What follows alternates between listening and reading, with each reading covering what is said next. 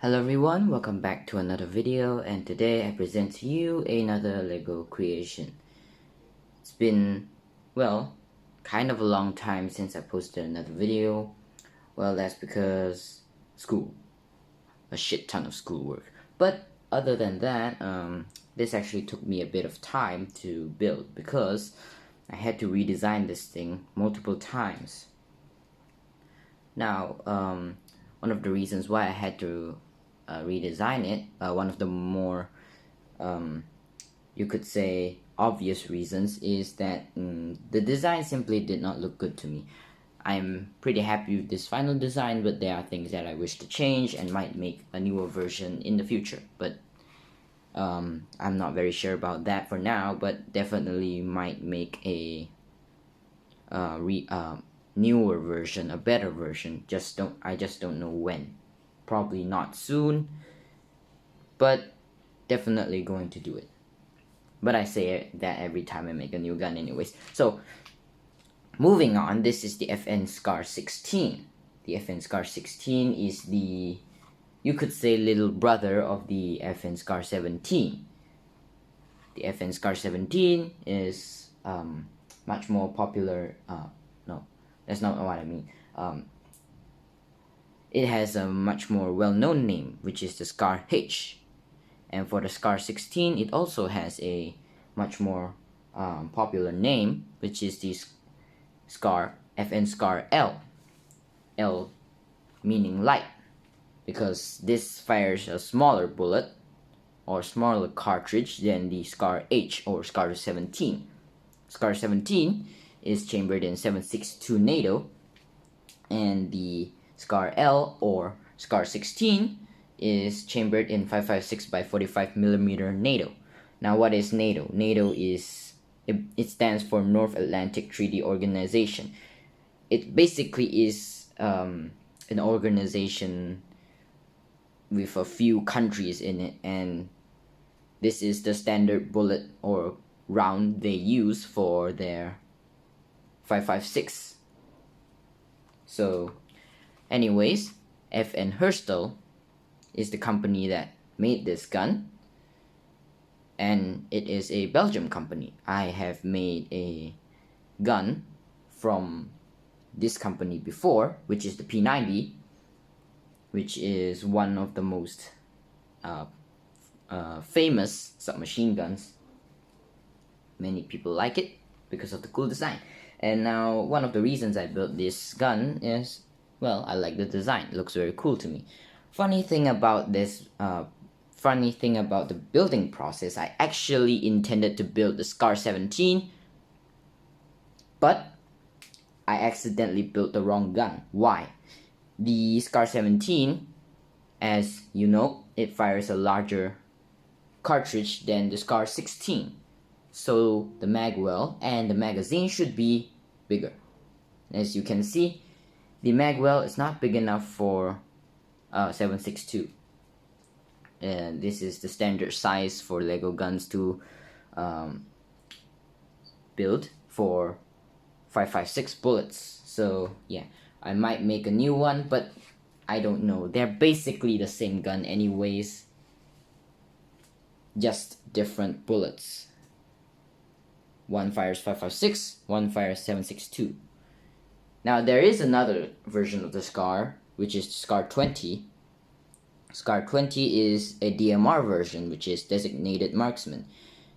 So that gun is only able to fire in semi-auto. But the Scar 16 is also only able to fire in semi-auto. But of course, you can convert it to full auto if you have the right machinery and the right parts.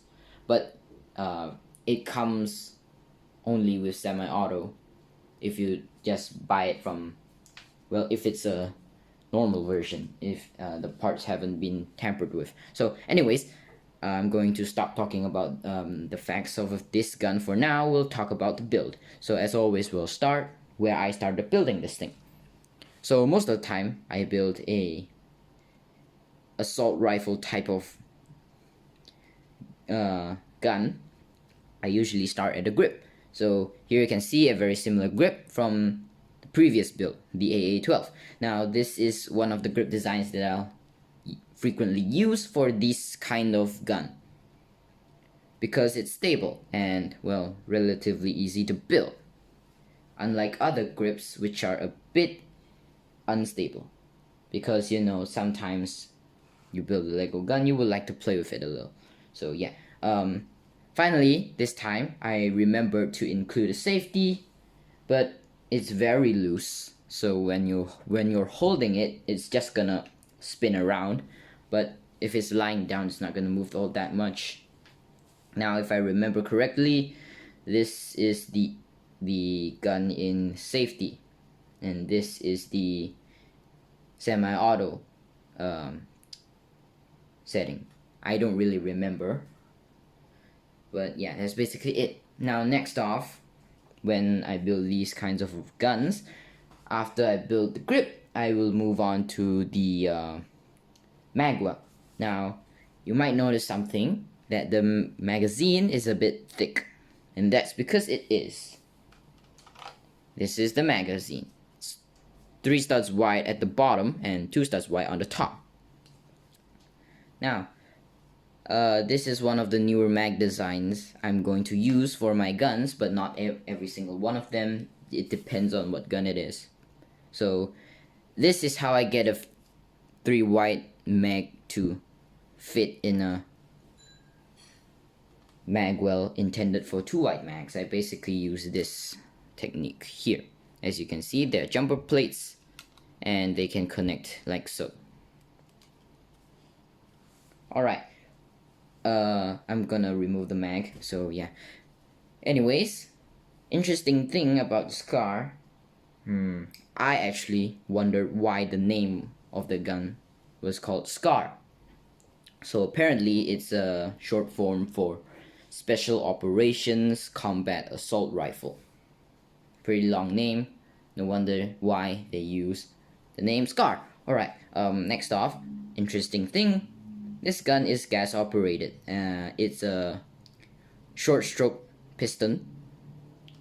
Unlike the AK is a long stroke piston, but it isn't really a big change, it's just the length of the piston from what I can understand. So as you can see, there are similar things to the AK here.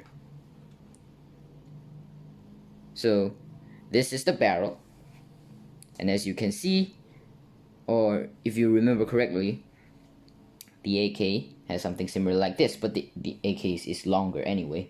So this is the gas block, this is the barrel, and I've explained this many times on guns that have similar designs.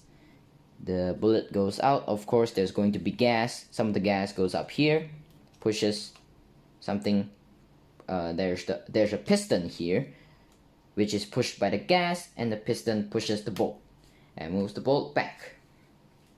Now I actually kind of built the, forgot to push the gun back into frame. Sometimes I forgot to do that, sorry about that. So next off, I actually built the stock last, so we're gonna talk about that last. The stock was a bit mind-numbing to design because of the locking and the folding, but anyways, we'll talk about that later. So next off, I built the barrel handguard area. So there's not much to see. There's side rails on the side. You can mount attachments like laser sights and flashlights. That's what usually goes on side rails anyways. You can put whatever you want. You can put a freaking ACOG, who cares. Alright, here's the ejection port. I'm going to show you that later, since the bolt, the charging handle is actually on the other side, so obviously can't pull it right now. So here's a brass deflector, and part of this on the real gun actually is supposed to hold the stock in when it's in the folded position. So when you fold the gun, there's something here to actually hold the stock in place. But of course it doesn't work on my model. I did try to think of a design, but nothing came out. So yeah, Next off, we have the top area, which nothing really special about it. So I guess we'll take a look at the other side. So here's the other side. Now the other side doesn't look as good as the other side with the ejection port. Of course, you can see the button here which allows the stock to unlock and fold. It's not really in this area on the real gun. It's somewhere around here at the bottom, and the button is bigger, but well, space limitations, you know, and stability. Because I want a stable and good looking gun, so there's obviously going to have limitations. And well, what word do you call it again? Okay, anyways, we'll just keep on talking about the gun. So here is the bolt catch. Basically what it does is when your rifle runs out of ammo, holds the bolt back so you can reload faster. You don't have to pull the charging handle back. Once you inserted the new mag, you just press the button and you're ready to go. So as you can see, another side rail on this side, and well, might as well show you the you can see the stock isn't really stable, but if you don't move it around very roughly, it's not going to break. Now here is the ejection port, and you pull it back, goes back, and you can pull this part up and actually locks it in place like so. When you push it in, it releases. This is it from the other side. So it's surprising to me that it actually doesn't blow up. Whoops, I actually accidentally broke the mag well. Alright, now we're basically done talking about this section. I guess we can talk about the stock. So, a stock on real gun is actually pretty cool how the stock works, because there's 3 adjustable areas. The cheek rest here is actually adjustable on the real gun. You can adjust the height of it, and obviously everyone knows the SCAR stock can fold, and actually this part back here on the real gun, it can be adjusted, so you can pull it, you can extend it or collapse it, but mine doesn't really work. Why? Because of the top. Now as you can see, top here, this is 3 studs, this is 4 studs, and this is 6 studs right here. I mean 5 studs, sorry. So you can't really put a system here for it to pull and to extend and collapse, so that's why it doesn't work on my model. So yeah, now I'll show you the folding part. Now just press this button down and it goes like so. It even moves down a bit just like the real gun, but that's not an intended feature of mine. That's because, well, the stock is pretty heavy on mine. So here's how it works. There's a Technic pin here, it's connected, and there's, if you can see, a Technic brick here with a hole in it. So when it's in there, it actually pins in, but you know, it's still a bit unstable because of the heavy stock. Now onto the iron sights. The iron sights are one of the most iconic things about this gun. The rear sight and the front sight can actually fold. Why? Well, for optics. And I actually built a few attachments just to show you how tactical this gun is. Just like the M4. Some people like the M4, some people like the SCAR. So this is how it folds. Goes down like so. This goes down like so. But my iron sights aren't really accurate to the real gun. The front sight here actually, give me a second. As you can see, it only has a hole. It's actually supposed to have something straight up here so you can aim down with this. But, well, limitations of Lego.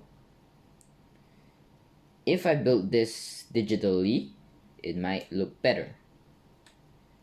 Alright, now I'll fold down the iron sights. So that's basically pretty much about it for the base gun.